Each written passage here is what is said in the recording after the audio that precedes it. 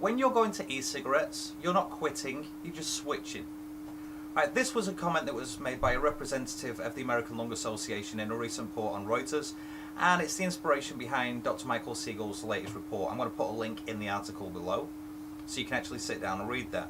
As I'm sitting here behind my desk right now, I want you guys to know I'm actually seething. It's not just this asinine remark that's got to me, it's a lot of things that have been piling up over the last week or so.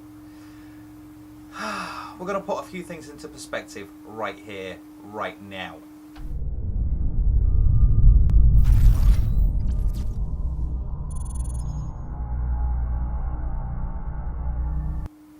This comment is a slap in the face to several million Americans who proudly and rightly make the assertion on a daily basis that they are ex-smokers.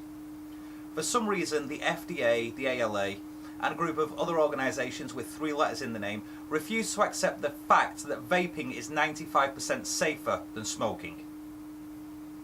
I wrote a piece a couple of days ago about, I may have intimated that the FDA won't accept any research from outside the United States because for some reason in their heads, it's subpar.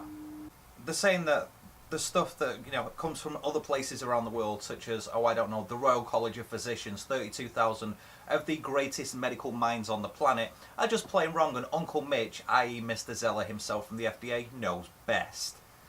Right, according to the ALA, the American Lung Association, if you quit smoking in a way which they do not approve, i.e. you're not putting money into the pockets of their friends at the pharmaceutical companies, they don't believe that you've actually quit.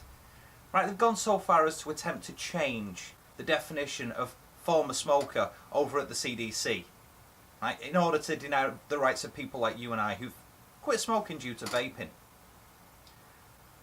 I'm going to try and calm down here. Believe me, it's been a long day already.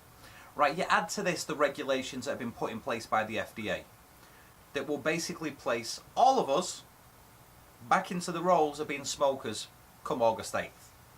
Because as soon as we go to the doctor and the doctor says, do you use tobacco products?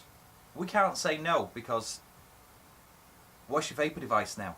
It's a tobacco product. What was the point of putting down the cigarettes in the first place?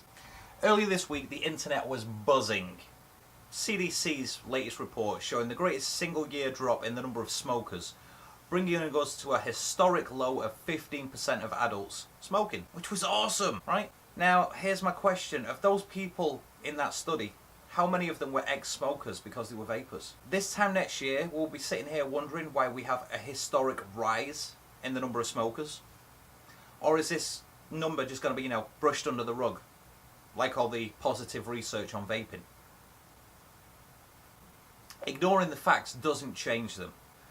And, the more that these 3-letter organisations and government agencies try to bury things, the more ammunition it's just going to give us to eventually show them for what they truly are.